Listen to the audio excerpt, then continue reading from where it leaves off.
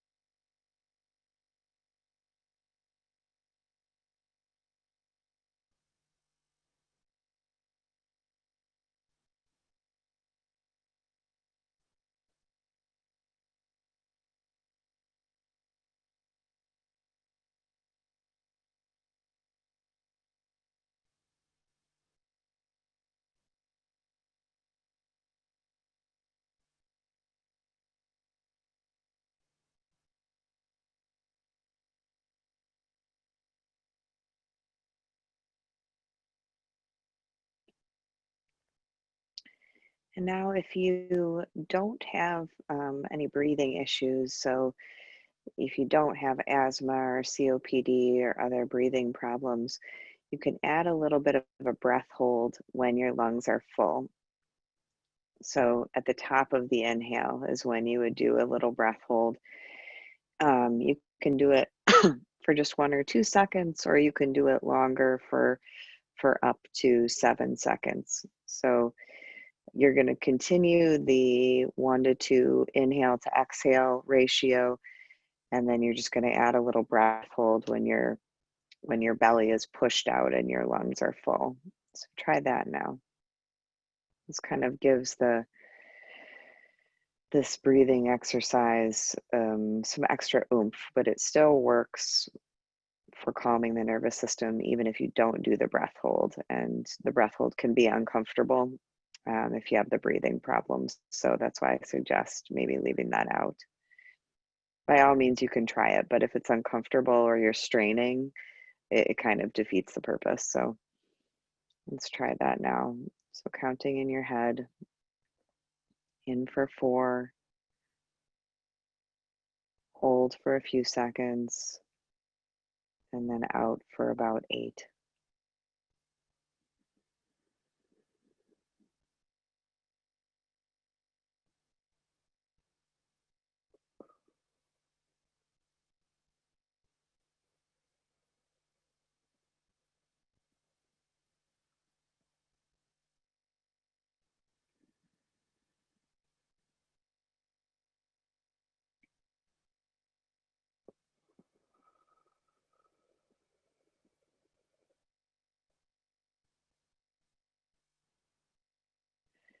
Notice if you're holding your mouth and your jaw tightly, and see if on the exhale, if you can release all the muscles of your mouth and your jaw.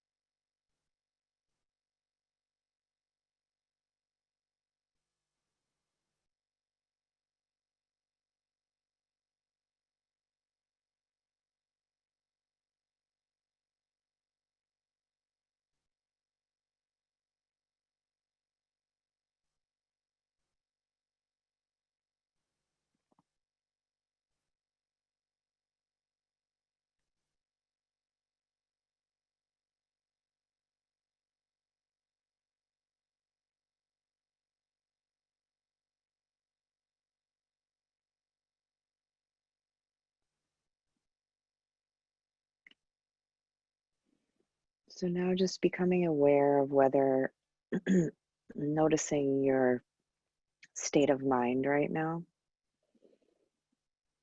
noticing if the mind is settled or is it still quite busy. If it's still quite busy, I'd encourage you to continue doing 1 to 2 breathing, but leave out the breath hold. So just continue breathing. And if you're tired of counting, although counting can help to settle the mind as well, but if you're tired of counting, you can just imagine that you're breathing in fully and relatively quickly, and then you're breathing out as slow as you can. So you can also do that.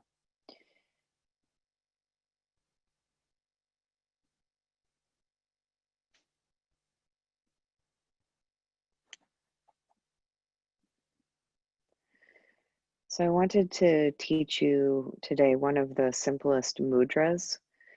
And mudras in yogic science are hand positions. Uh, Actually, there are full body mudras as well, but I'm going to teach you the simplest mudra. Each area of the hand has a reflex reaction in a specific part of the brain. So a mudra is said to block and guide energy flow. And they can provide mudras, hand mudras can provide us with access to more subtle energies. And most of us at our level of consciousness are not going to necessarily feel the energy flow, but it's still affecting the flow. So a mudra that almost everybody knows is the mudra where you touch your index finger, your pointer finger to your thumb, and then with palms up, you rest so your 3 other fingers are pointed outwards, and your index finger and thumb are touching lightly. And then you place both hands on your knees if you're seated. If you're lying down, you can just lay the hands beside you facing upward. So this is Gyan Mudra. And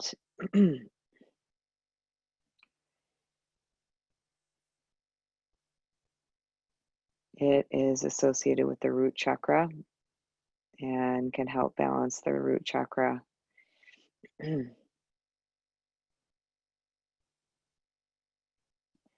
So begin with your hands in the Gyan Mudra, and allow your eyes to close if they're open, or eyes softly downward. Again, the reason I encourage you not to look at the screen is meditation is about going inward, and our eyes will pull us outward.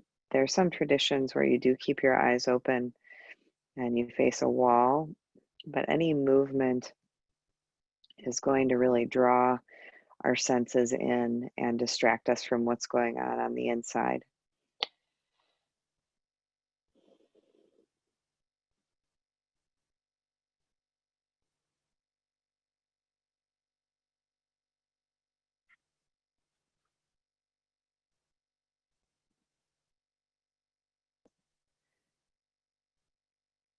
So let's begin by repeating a phrase inwardly. I am safe. So repeating, I am safe.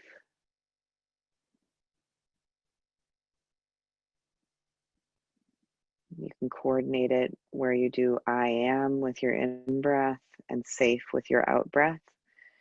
Hands are still in Gyan Mudra if you'd like.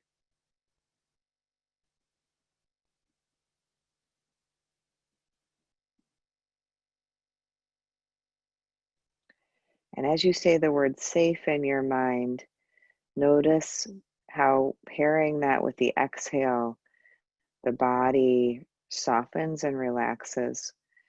And notice that that in itself is a feeling of safety when the body isn't holding as much armor as many of us do in our day-to-day lives, as much muscle tightness. So I am on the in-breath, safe on the out-breath.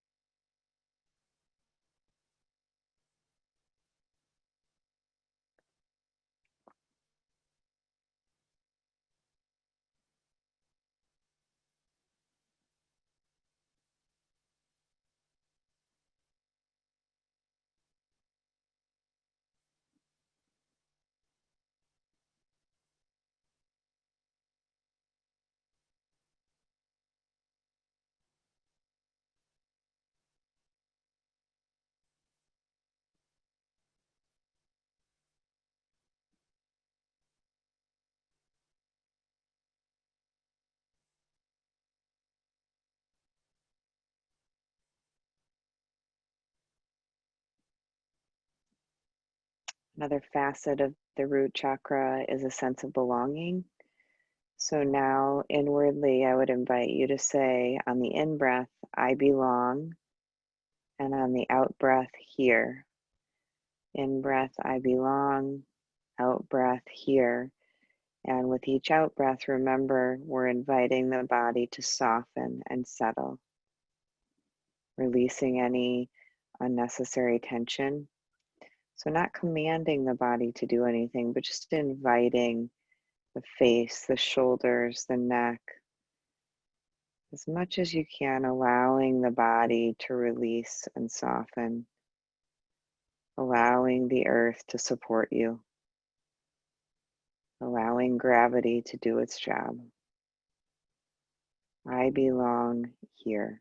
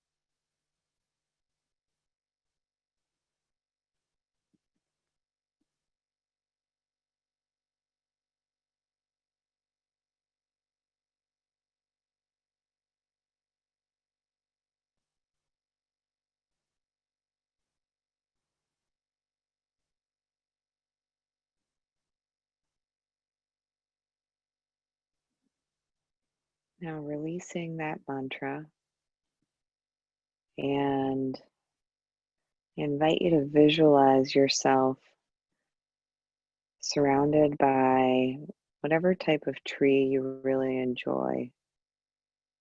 If you don't have a favorite tree, just imagining trees around you. Imagine that you're sitting at the center of a triangle of trees. The earth is a deep, deep reddish brown.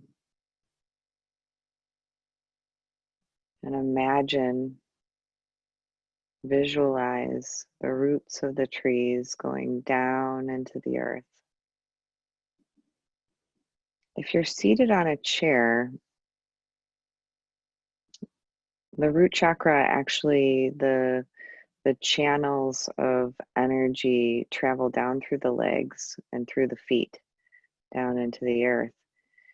So if you're seated and your feet are contacting the floor, or if you're outside the ground, you're going to imagine that the roots are growing out of the bottom of your feet. If you're seated on the ground or on a cushion, you're going to imagine that the root is coming out of the bottom of your spine, the general vicinity of the root chakra, the Muladhara chakra. So let's begin by sitting in, you're in the center of 3 trees, a triangle of trees, seated upon the brownish red earth.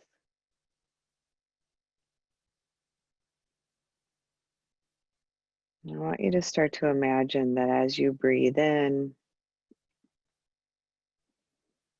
there's a sphere of energy right around the base of your spine. As you breathe in, it starts to glow red, like the reddish brown of the earth.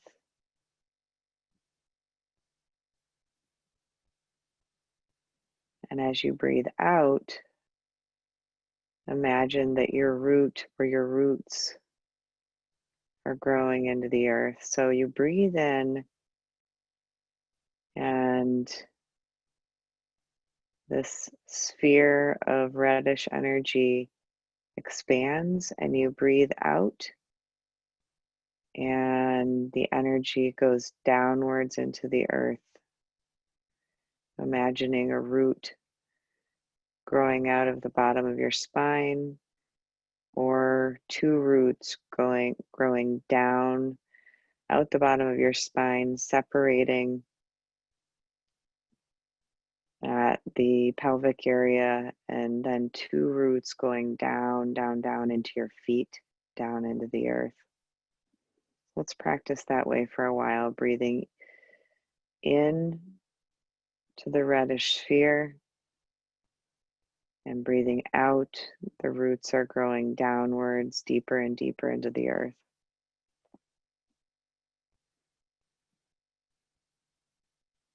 And imagine that when your breath comes in, you are literally breathing the breath right down into that sphere of glowing reddish brown energy at the base of your spine. Imagine that you can breathe into that space. And as you breathe out, the out breath pushes the energy down deep into the earth, connecting you even more solidly and stably, anchored into the earth, safe and grounded.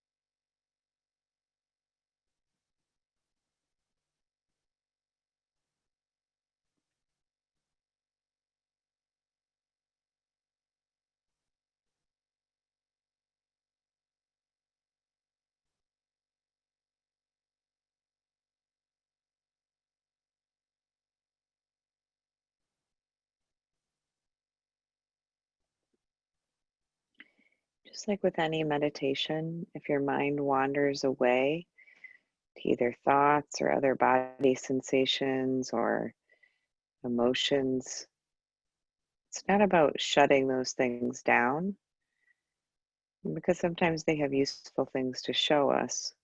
Sometimes it's just the background mind chatter and sort of the habitual pathways that our brain runs along. So, if you're new to meditation, you'll start to notice that your brain likes particular patterns.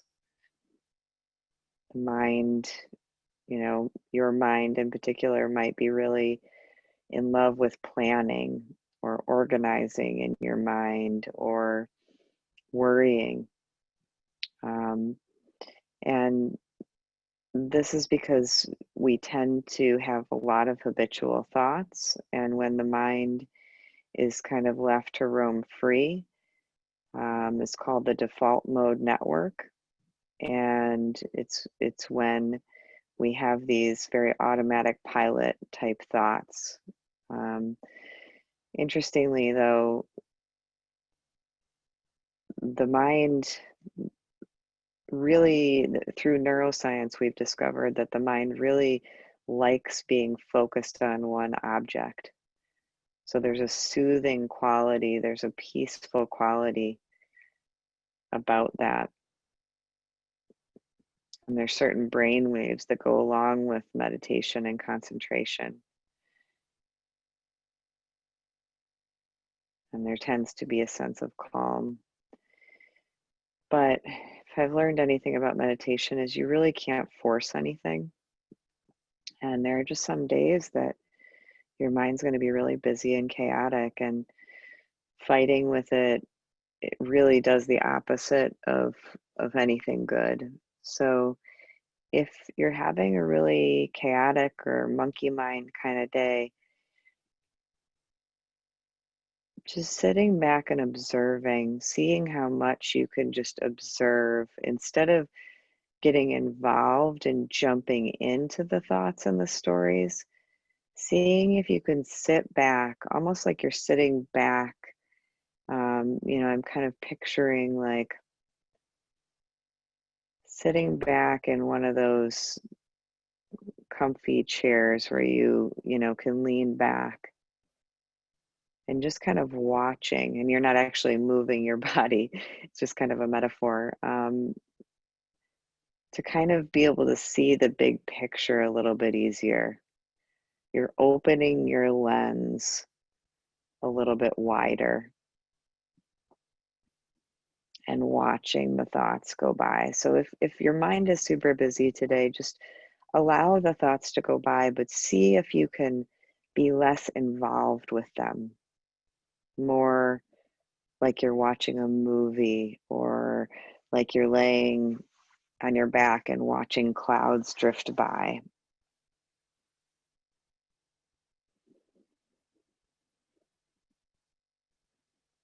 And then coming back to this visualization of grounding. Actually, doing these grounding practices can be one way to help the mind settle, particularly if it's quite anxious or worried or scared. So you can use these visualizations to get out of your brain and into your body.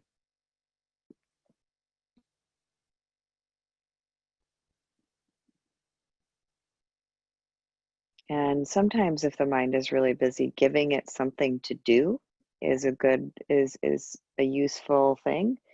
And sometimes a mantra can be very helpful for that. So if your mind is busy today, and even if it's not, I would invite you to see about repeating the seed syllable, the seed sound for the root chakra, which is Lam, Lam, Lam.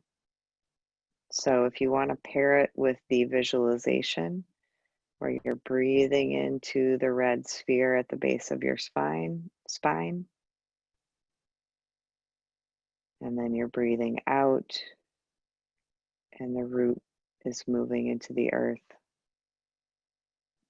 And you can just repeat Lam, Lam, Lam, Lam over and over again in your mind. So let's try that for a while.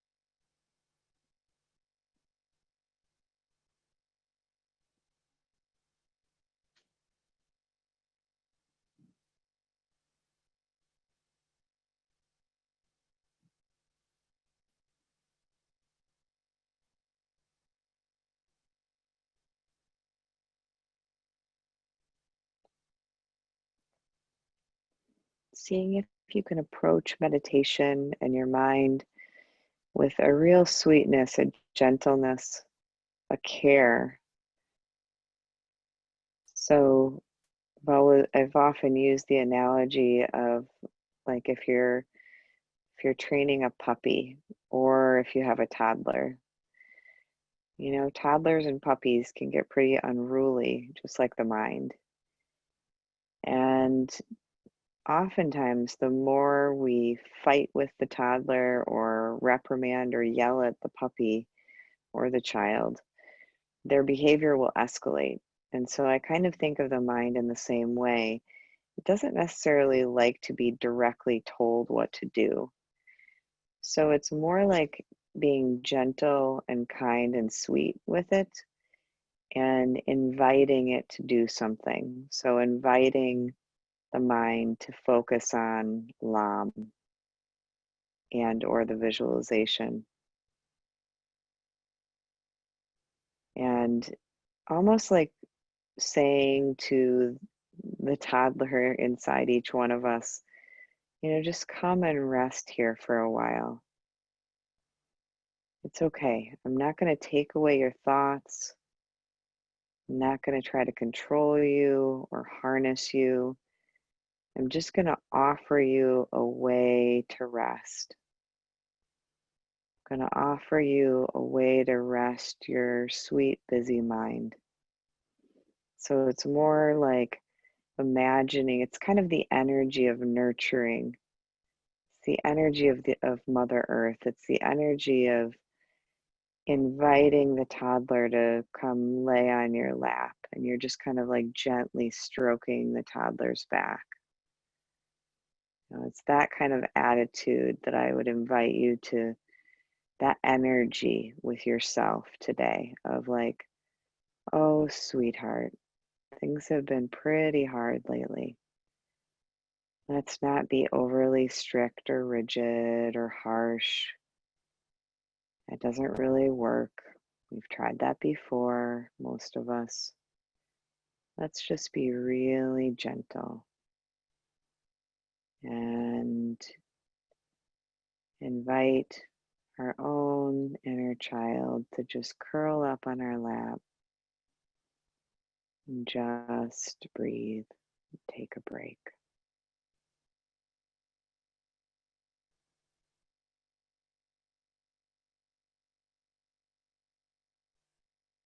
If that feels soothing to you, that metaphor of either a puppy or a child, then and you find that you feel more settled with that, then use that visualization. So there's no right or wrong way here. The skillful thing in meditation is to see what works for you. That's why I try to introduce a lot of different inroads, you know, mantra, breath focus, body focus, mudras. I'm introducing all of these things not to confuse you, but so because each of our minds and makeups and spirits is wired a little bit differently. And, so some of you may meditate best while you're painting or while you're walking. And these are just as valid as sitting and breathing, these other ways of being in the present moment. So see what you're drawn to in terms of the visualization with the energy and the red light, or maybe see about whether you feel drawn. When something is resonant, you'll feel drawn to it. You'll feel like, oh, I want to do that. It won't feel like a chore. It won't feel hard. Unless you're trying too hard, and then and then everything feels hard. So see about picturing a child. It could be you, it could be a child you know, could be an animal, a cat or a dog or another pet. Just imagine that you're just gently stroking the hair or the back of the child or petting the animal.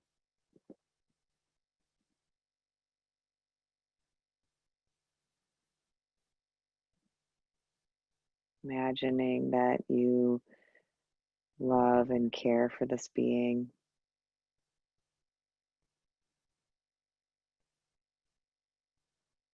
Just allowing your heart to expand with that energy.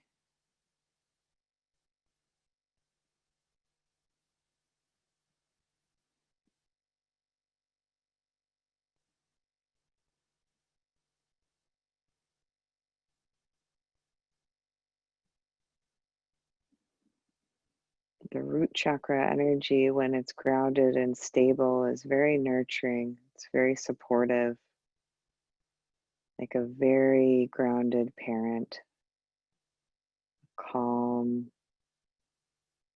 loving mother or father.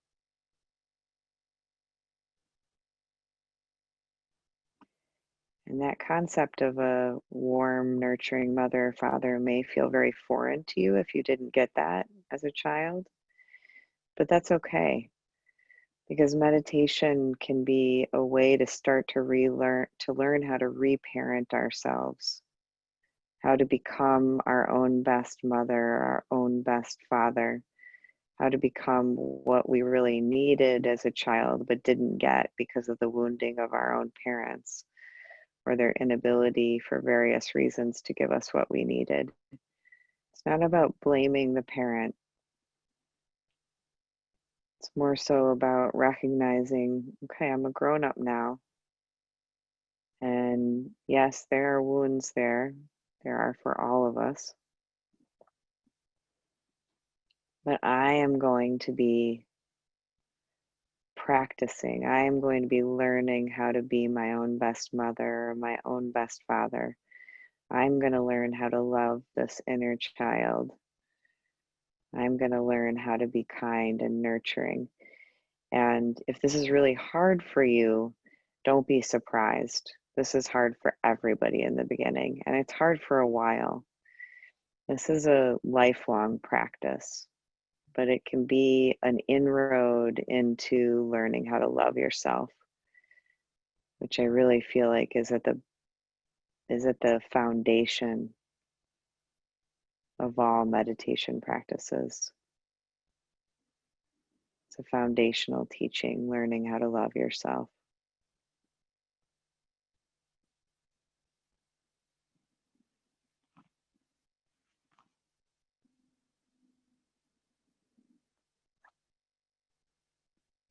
So now, if you're still with the visualization of the child or the pet,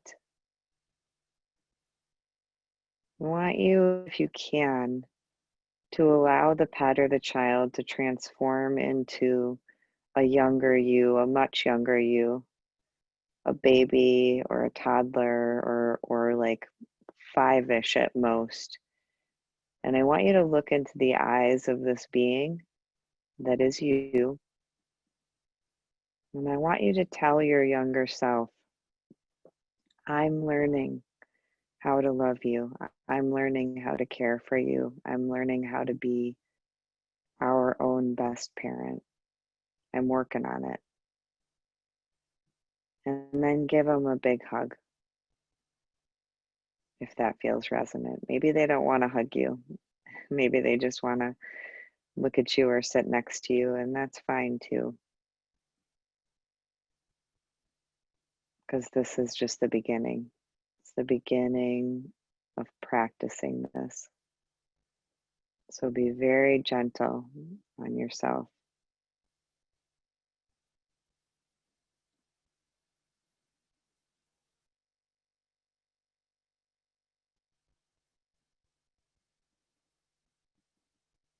And invite this child to either sit next to you or sit in your lap.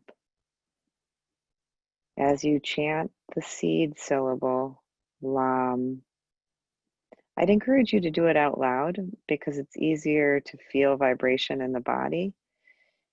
But if you want to do it inwardly, if you're in a place where that feels uncomfortable to do it out loud, just do it inwardly. And imagine that with each repetition of Lam, you're becoming more stable, more grounded, more secure in your own being. A safe place for this child to land and be comforted. The inner child within you. So I'm going to breathe in, and when I breathe with the out breath, we can chant Lam together. We'll do it 3 times. So breathing in, Lam.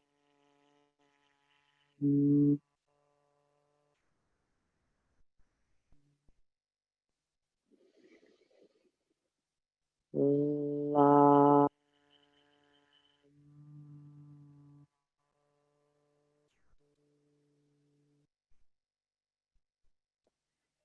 Feeling the vibration in your body. Lam.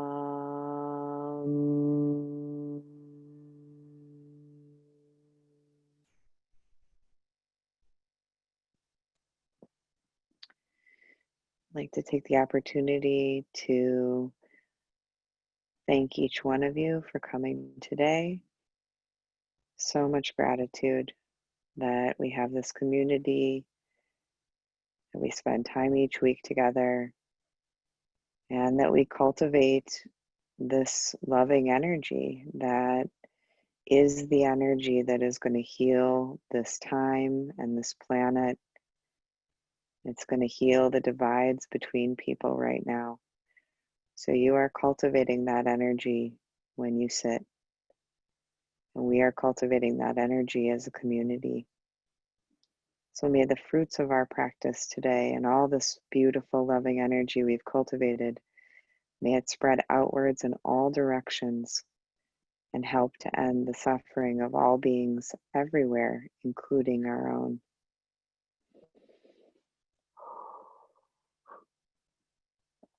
Bow deeply to each one of you in your practice.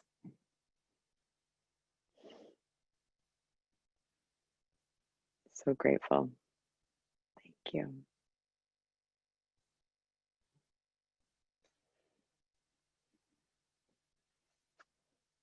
So for those of you who want to stay, now we have about 10 minutes left for questions and answers, and I will answer to the best of my ability.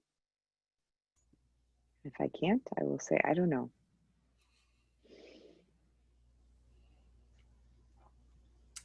I wanted to mention that some of you, those who attended virtual meditation in April or May, received an email stating that you are all registered for the fall virtual meditation. So you just need to use the password and login that you receive in that email today.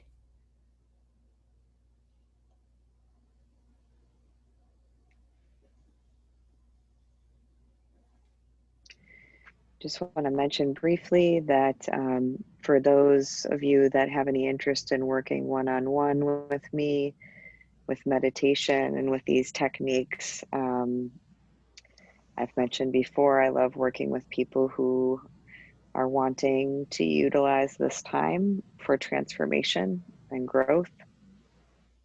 There's a lot of powerful energy right now, and we can tap into that and uncover our old patterns and free ourselves from them. And that's the work that I love to do with people. It's the work I'm doing in my own life.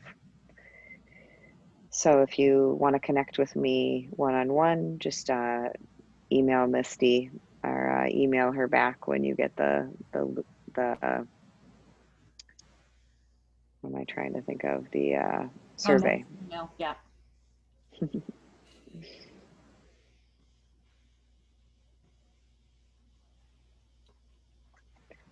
we'll keep it open for a couple more minutes, but it looks like there's not any questions today. And I'm not sure how many more weeks I'll do the root chakra. I'm just going to kind of play it by ear and see what I'm drawn to do each week. I